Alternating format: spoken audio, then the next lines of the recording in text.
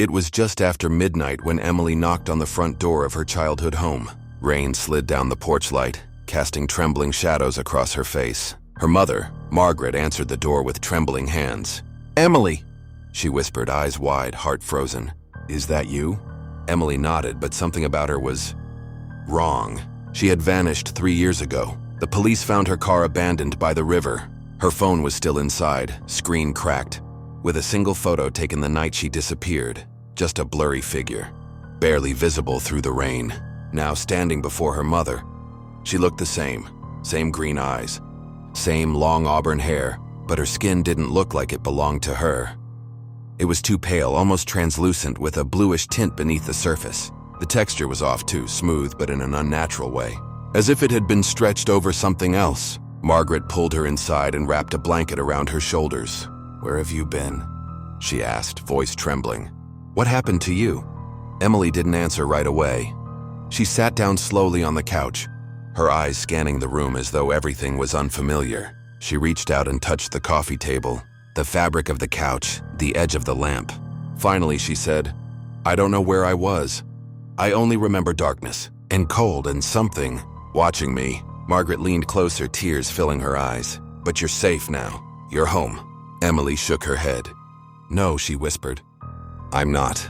And I don't think I came back alone." She looked at her hands, flipping them over slowly.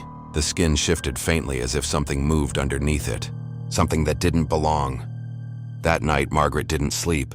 And in the morning, Emily stood by the mirror for hours, staring at her reflection. She didn't blink. She didn't move. Then she said something to the reflection, but the reflection didn't say it back. Margaret stood in the hallway, watching through a narrow slit in the door. Emily hadn't moved in nearly 20 minutes. Her breath fogged up the glass only slightly, and even that seemed delayed, like her body was remembering how to breathe. Then Emily tilted her head just slightly. The reflection didn't follow. Margaret gasped. Emily turned sharply toward the door. "Were you watching me?" she asked. Margaret swallowed hard. I was just checking on you." A pause. Emily smiled, but it was wrong. Not the smile of the daughter Margaret had raised. It was too wide, too calm. "I'm fine, Mom," she said softly. "You don't need to worry anymore." That night, Margaret called Dr. Whitaker, the family therapist who had helped them through the initial grief years ago. She left a message explaining Emily had returned, but something was off. She didn't go into detail. The doctor called back an hour later, his voice tense. "That's impossible," he said. "Margaret, I think this might be someone pretending to be her." "A trauma response, maybe. Are you sure it's really her?" "She knows things only Emily would know," Margaret said quietly. "She remembers the name of the dog we had when she was 5. She knew where I kept the spare key in the garden." There was silence on the other end. "She passed every question."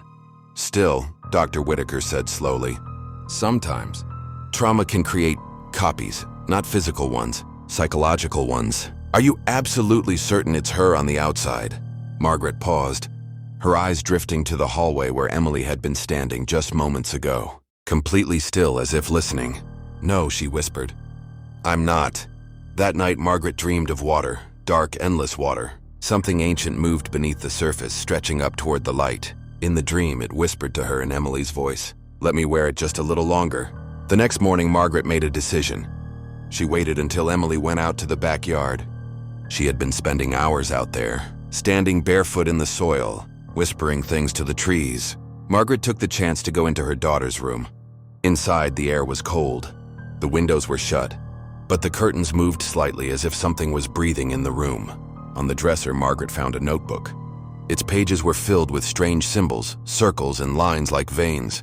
In the center of one page was a crude drawing, a face peeled open like a mask, something faceless wearing it. Suddenly, the temperature dropped even more. Margaret turned around. Emily was standing in the doorway. "You weren't supposed to see that," she said. Her voice was still Emily's, but something deep beneath it rumbled, low and inhuman. Margaret backed away slowly. "What are you?" Emily stepped forward. "I don't know its name," she said. "I only know it waited in the dark place. And when I screamed, it listened. It told me I could come back if I let it in." Tears streamed down Margaret's face. "But you're not her," she whispered. "I was," Emily said. "And then I wasn't." The thing wearing Emily's skin reached up to its face. And for a brief second, Margaret saw the truth. The skin shifted, pulled, and wriggled as something inside tried to hold it in place. The eyes blinked, but not together, one after the other, like testing how to be human again. "Don't cry, Mom," it said gently, stepping closer. "You'll get used to me." Margaret turned and ran. She made it only to the stairs before the world went dark. When the neighbors asked about her days later, Emily told them her mother had gone to stay with a sister in Vermont. She said they just needed space, a fresh start. No one questioned it. But at night, inside the quiet house, the thing that wore Emily's skin sat in front of the mirror again. It stared at itself, and this time the reflection smiled first.